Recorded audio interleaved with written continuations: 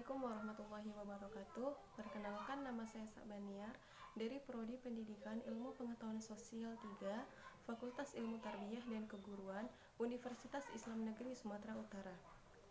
Dalam video kali ini, saya akan menjelaskan mengenai critical book review dan critical journal review dengan mata kuliah kajian white collar crime dengan dosen pengampunya, Ibu Asrina Mardia, SHI M.Hum. Baik, langsung saja kepada buku yang pertama. Saya ambil dari buku karangan Amirullah Syarbini dan Muhammad Arbain dengan judul Pendidikan Anti Korupsi. Buku ini terbit pada tahun 2014 di Kota Bandung, penerbit Alfa Beta, jumlah bab 6 dan jumlah halaman 172 halaman tambah 12 prakata. Selanjutnya, keenam bab ini terdiri dari bab 1, konsep dasar pendidikan anti korupsi, bab 2, kurikulum pendidikan anti korupsi, bab 3, metode pendidikan anti korupsi, bab 4, strategi dan implementasi pendidikan anti korupsi, bab 5, peran kepala sekolah, guru, siswa, dan orang tua dalam pendidikan anti korupsi, dan bab 6, evaluasi pendidikan anti korupsi. Saya jelaskan sedikit saja secara singkat dari buku tersebut. Jadi, korupsi ini mempunyai makna yang semuanya itu mengarah kepada keburukan, ketidakadilan, kecurangan, bahkan kezaliman, yang akibatnya akan merusak dan menghancurkan tata kehidupan keluarga, masyarakat, bangsa, dan negara. Adapun anti korupsi adalah sikap tidak setuju, tidak suka, dan tidak senang terhadap tindakan korupsi. Anti korupsi merupakan sikap yang dapat mencegah dan menghilangkan bagi perkembangannya korupsi. Mencegah yang dimaksud adalah upaya meningkatkan kesadaran individu untuk tidak melakukan tindak korupsi dan serta menyelamatkan uang dan aset negara. Selanjutnya itu adalah pendidikan anti korupsi. Pendidikan anti korupsi secara umum adalah pendidikan korelasi budaya yang bertujuan untuk mengenalkan cara berpikir dan nilai-nilai baru kepada peserta didik. Dalam pendidikan anti korupsi harus mengintegrasikan 3 domain, yakni domain pengetahuan atau kognitif, sikap dan perilaku atau afektif, dan keterampilan atau psikomotorik.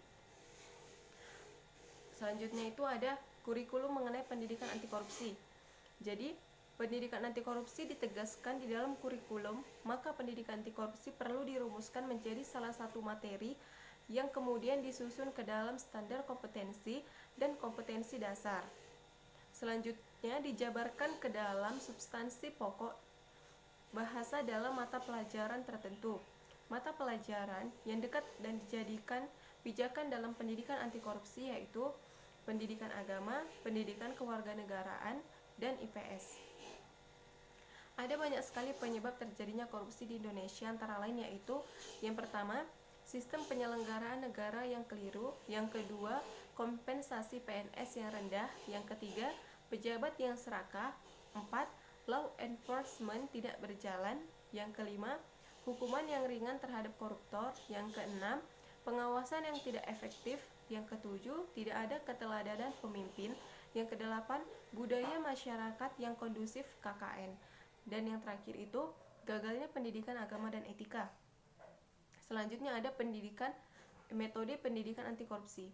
Ada beberapa metode dalam pembelajaran yang digunakan di dalam pendidikan anti korupsi, antara lain yaitu metode inquiry, metode pencarian bersama, metode ceramah, metode keteladanan, metode pembiasaan, dan metode live-in atau praktek, dan metode penjernihan dan klarifikasi nilai.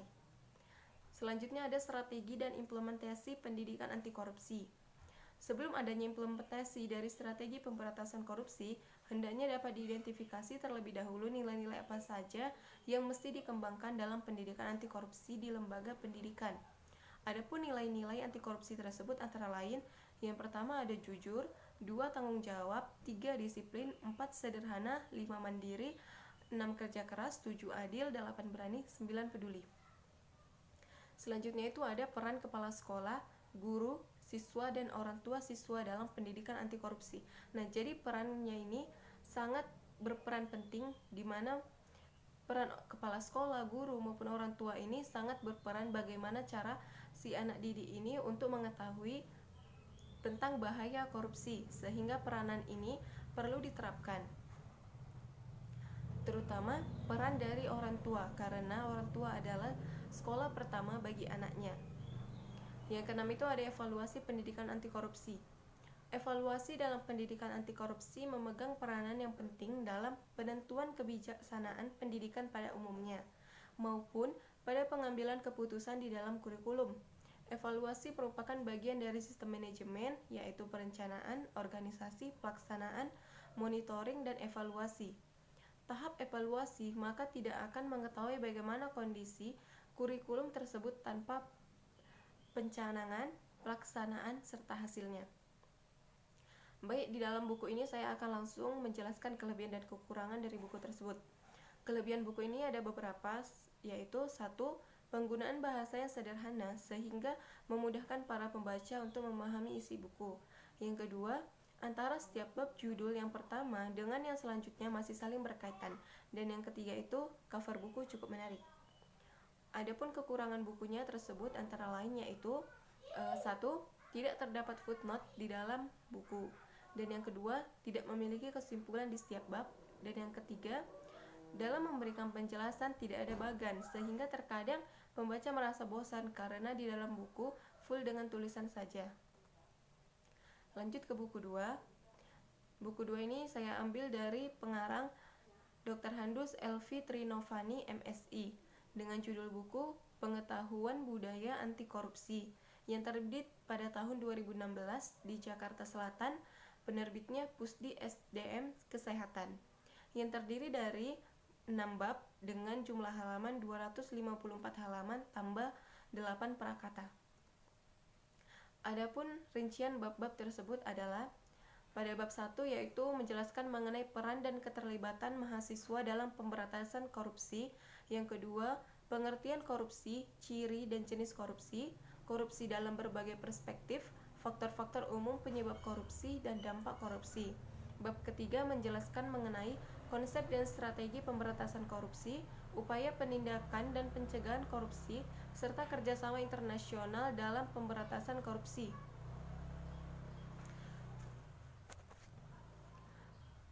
Bab 4 ada turunan atau derivatif nilai-nilai anti korupsi dan prinsip-prinsip anti korupsi. Yang kelima, tata kelola pemerintah yang baik dan bersih, reformasi birokrasi, program Kementerian Kesehatan dalam upaya pencegahan korupsi, sistem pengendalian internal pengendalian pemerintah, pembangunan zona integritas. Dan yang keenam itu, pengertian tindak pidana korupsi, sejarah pemberantasan di Indonesia, tindak pidana korupsi dalam perundang-undangan di Indonesia, lembaga penegak hukum pemberantasan dan pencegahan korupsi. Baik, saya akan menjelaskan secara singkat dari buku kedua tersebut, di mana mahasiswa dapat berperan dalam edukasi dan kampanye yang merupakan salah satu strategi pemberantasan korupsi yang sifatnya represif. Melalui program edukasi dan kampanye dapat dibangun perilaku dan budaya anti korupsi antar sesama mahasiswa atau jenjang lebih rendah, yaitu TK, SD, SMP, dan SMA. Universitas misalnya bisa bekerja sama dengan Komisi Pemberantasan Korupsi atau KPK, memberikan materi teknik investigasi yang tingkatannya disesuaikan dengan kemampuan mahasiswa dan tujuan mata kuliah. Mahasiswa mengamati dan mengikuti berbagai kasus korupsi dan proses penyelidikan, serta dinamika kerja pemerintah dan peran masyarakat dalam gerakan memberantas korupsi. Selanjutnya itu adalah ada beberapa faktor penyebab korupsi, ada faktor internal dan ada faktor eksternal. Faktor internal merupakan faktor pendorong korupsi dari dalam diri pelaku. Adapun faktor eksternal merupakan faktor dari luar yang berasal dari situasi lingkungan yang mendukung seseorang untuk melakukan korupsi. Penyebab utama korupsi karena ada godaan dan niat yang berasal dari faktor eksternal dan internal. Faktor lain yang berperan adalah karena adanya kesempatan. Kesempatan mungkin karena sistem yang mendukung perilaku korupsi. Ada niat dan ada kesempatan, maka dapat terjadi korupsi. Tidak ada niat tetapi ada kesempatan, juga terjadi korupsi jika terdapat tekanan dari lingkungan. Korupsi merupakan salah satu dari sekian banyak masalah yang berdampak negatif terhadap perekonomian suatu negara dan dapat berdampak merusakkan sendi-sendi perekonomian negara. Adapun strategi pemberantasan korupsi bukanlah hal yang mudah atau sederhana. Karena itu perlu disesuaikan dengan konteks masyarakat dan organisasi yang ditangani serta karakteristik pihak terkait di lingkungannya. Ada beberapa strategi yang dapat dilakukan, yaitu yang pertama penindakan atau represif, yang kedua perbaikan sistem, yang ketiga edukasi, dan yang keempat kampanye. Upaya pencegahan korupsi ditujukan untuk mempersempit peluang terjadinya tindak pidana korupsi pada tatanan kepemerintahan dan kemasyarakatan. Selanjutnya, kerjasama internasional sangat penting untuk mengembangkan strategi global melawan korupsi melalui pembuatan kebijakan pencegahan korupsi tingkat internasional yang wajib dipatuhi oleh setiap negara. Kerjasama internasional tersebut akan sia-sia jika tidak ada kerjasama melalui perjanjian bilateral atau multilateral dalam penyelidikan, penuntutan, dan peradilan.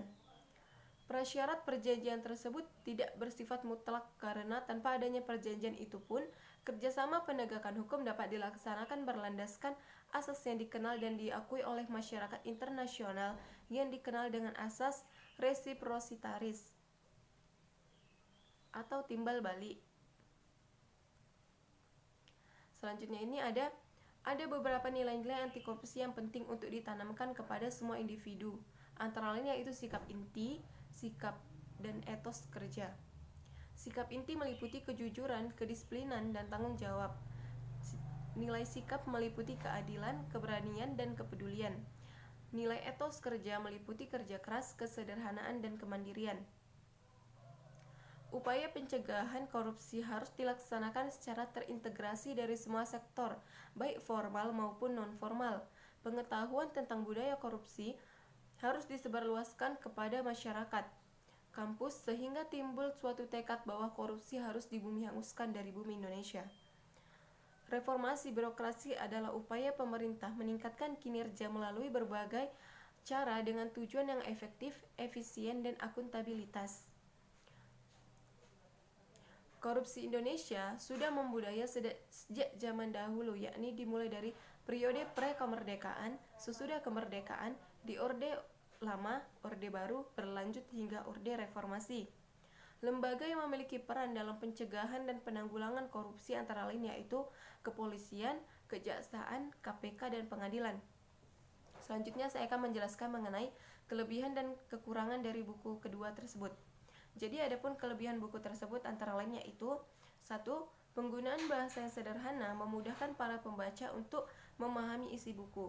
Yang kedua, di dalam setiap bab terdapat latihan, ringkasan, serta daftar pustaka sehingga memudahkan para pembaca dan lebih memudahkan para pembaca untuk memahami isi di setiap bab. Yang ketiga, banyak gambar-gambar dalam mendukung penjelasan di setiap bab.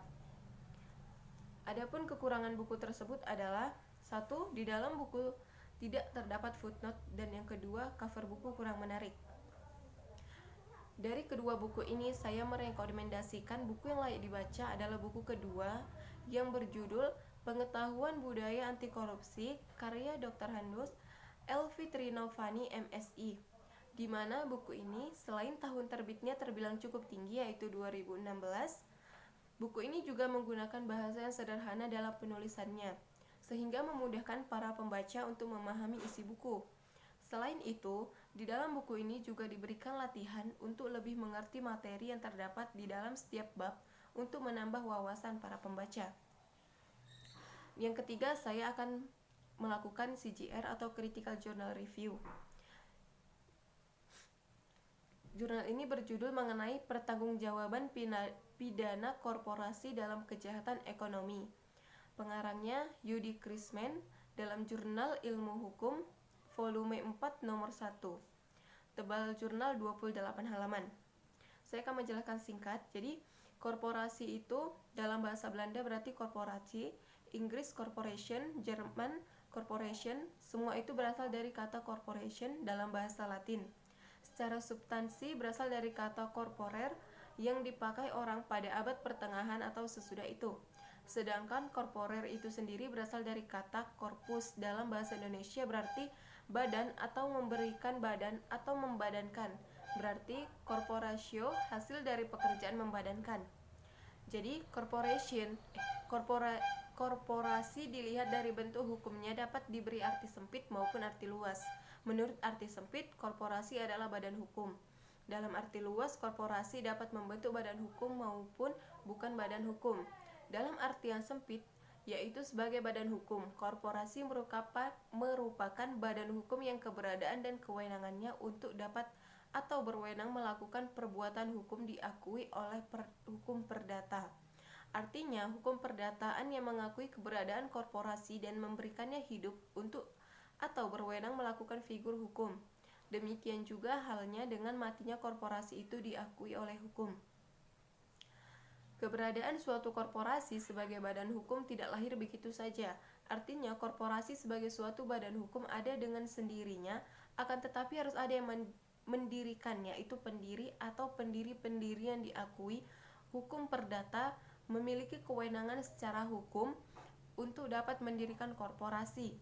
Menurut hukum perdata, yang diakui memiliki kewenangan hukum untuk dapat mendirikan korporasi adalah orang atau natural person dan badan hukum atau legal person. Tindak penipuan dengan modus investasi emas secara langsung atau online jaringan internet dengan bantuan sarana perbankan atau transfer uang dengan pola multilevel marketing dengan modus-modus meyakinkan para nasabah antara lain yaitu 1. Korporasi menawarkan keuntungan tinggi dan tidak wajar, terkadang dalam nilai yang persentasenya itu tinggi. Yang kedua, harga produksinya pasti lebih mahal dari harga pasaran.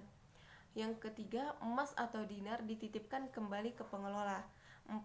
Sedikit memaksa dan menakut-nakuti dengan isu resesi ekonomi, inflasi, dan sebagainya sampai menggambarkan betapa menguntungkannya investasi emas. Yang kelima, terkadang membawa-bawa nama pejabat atau lembaga keagamaan untuk meyakinkan calon korban.